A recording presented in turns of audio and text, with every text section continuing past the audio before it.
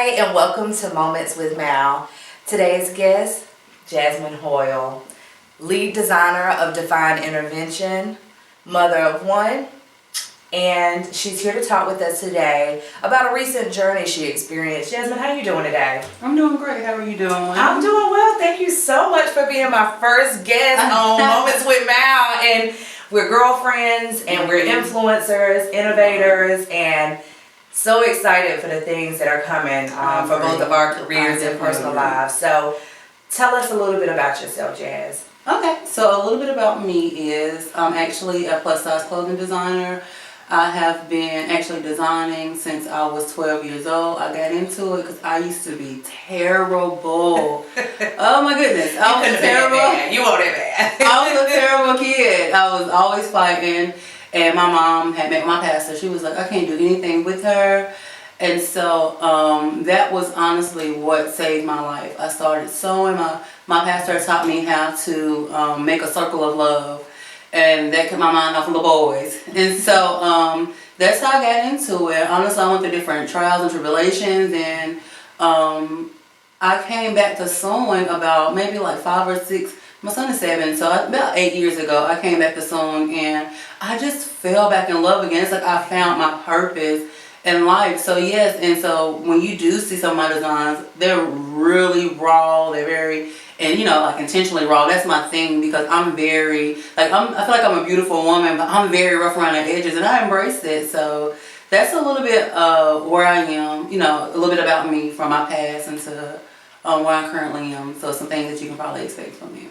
Now, Jasmine, because I know you personally, I know you're from Gastonia, North Carolina, and now you are residing in Greensboro, North Carolina, the Triad area. I know. So tell us a little bit about your most recent journey and what we're going to talk about today. I know there are a lot of stigmas and conversations about body positivity, high fashion in the plus size community, what we're doing to be body positive advocates, health wise, and also just really celebrating the size that we're in and who we are. So talk to us a little bit about your recent procedure. Okay, so this is definitely a very sensitive subject, because so many people are so mean when it comes to this, but I decided to have the gastric sleeve. So I decided to have weight loss surgery. And so the reasons behind why I decided to have the weight loss surgery is because aneurysms run really high in my family.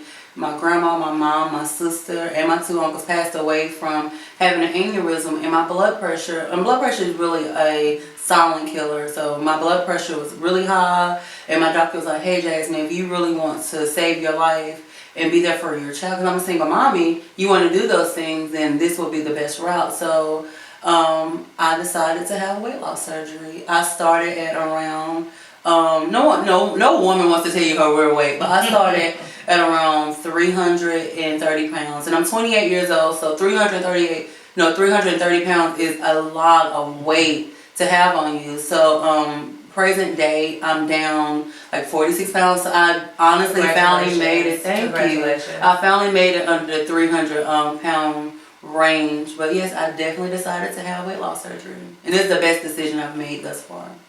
So tell me, and congratulations on your journey thus far. And what a lot of our viewers may not know or have familiarity around is the process, whether it be the insurance process to get approved, or all the things that candidates for weight loss surgeries succumb to prepare mentally for the change that they're going to make in their life, because a lot of what we experience as curvy ladies is mental and psychological, and it's all about how we view and feel about ourselves. So embracing a body that could have been overweight for years or the duration of your adult life, and then coming to grips with the idea of being smaller.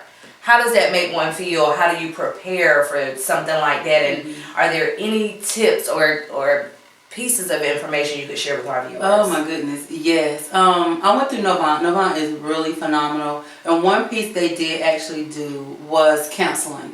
Counseling for me, I really wish I probably would took an extra session, but it was so needed. But it really is such a mental thing. I had my surgery on February the 28th, And I'm an emotional eater. So when I'm happy, I like to eat. When I'm sad, I'm definitely going to eat. When I'm bored, guess what? I'm going to eat. So what actually happened, my mom actually passed away on March the 6th. And so this is, a few years back. But March the 6th is always like that date for me that I'm just like, And so, of course, those are the time when, because, it's right after income tax season. So those are the moments where you're like, I have this extra money. I'm just going to go to the steakhouse and treat myself. But I was not able to do that. And so that for me, I feel like I had like my first mental break. I was like, oh my goodness, this is what I go through. This is my comfort. So what I actually ended up doing was I actually started to work on some designs and spend some time with my child, some time with my son. And then it's like physically I'm like visibly dropping pounds and dropping inches. But being that I have always been like a plus size woman, like the fact that I could go into Charm and Charlie, and anybody know I love Charm and Charlie, but I never really shopped out of there. I was able to go in and try on an outfit that was like I think it was like 16, 18, a little stretch. And I could wear it, and it was still mind-boggling. So it's definitely really psychological because you lose weight rapidly. It's like your mind and your body have a hard time of catching up initially. So okay, so considering this is a recent experience for you, what kind of goals have you set up for yourself going forward in your journey? Because this, is life time at this point. It is. My first goal, honestly, it may sound a little, don't get me wrong, I always had a nice shape. My first goal was to get out of the 300 pounds. Like, I wanted to be under 300 pounds. And so that was my first goal. My second goal that I'm currently working to, I want to be able to go and wear like a size 14 at any store. And just be able to wear that, so that's my goal. And people ask like, why you want to do that? I was like, honestly, I'm a clothing designer. So I love clothes. I want to be able to wear whatever I want to wear, how I want to wear, and not have to worry about waist training. Waist trainers are the devil. But I don't have to worry about putting on my waist trainer, my waist cincher, and this and that. And just be able to go wear something really comfortable. So those, that's my now, my current goal. All right. And one of the last questions I have for you, Jazz, is what would you tell somebody? Or what would you tell your old self pre-surgery, now that you're post-op? What would you say to yourself if you were still up in arms and debating whether or not this surgery was for you? Honestly, I would have, that's a really good question. I would have told myself to do it earlier. To really do it early because I feel like I have a second chance at life. Like, to feel like that is, because no one knew, I would kind of binge eat. Sometimes I would go to McDonald's and things like that. And I got to the point when I would go to McDonald's, I could feel my heart just racing really fast. And so I would tell the previous Jasmine, hey, stop using food to cope with everything and just do it. Because like I said, I feel like I have a new chance at life. So I can't wait to go to Carowinds and actually ride the rides or to go zip lining and be able to do these things that I wasn't previously able to do. That's what I would honestly tell myself.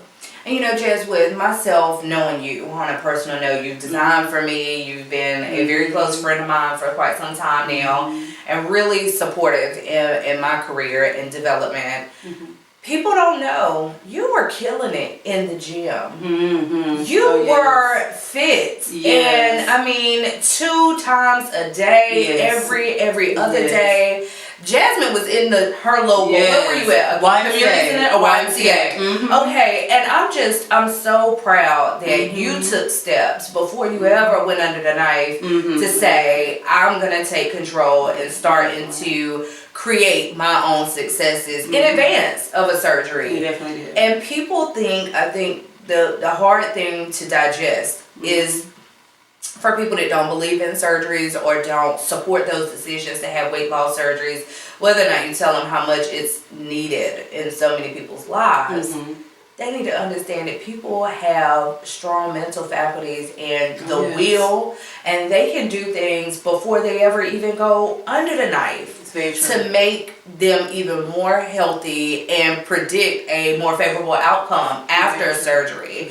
So I just wanted to take a moment and highlight that. Was there anything else you wanted to share with us? Tell everybody how they can keep up with Jasmine and any upcoming opportunities. Yes, you can always go to my Instagram. I love Instagram, but it's going to be under Jazzy, Jazzy, Define Intervention. It's kind of long, but you can follow me on Instagram and I will make sure I follow back. Or you can go to my Facebook page, which is Define Intervention. I'm at Friend Capacity on my personal page, Jasmine Hoyle, but you can always follow and send me a message, and I try to delete somebody and add you. But yeah, you can follow me on those platforms, social media platforms. Okay, and what's coming up in your near future? What are you doing next with Divine Intervention? Wow, so what I'm doing, I'm actually in the process of birthing out a new business, which is called the Ultimate Sacrifice. Like I told you earlier in the interview that my sister passed away.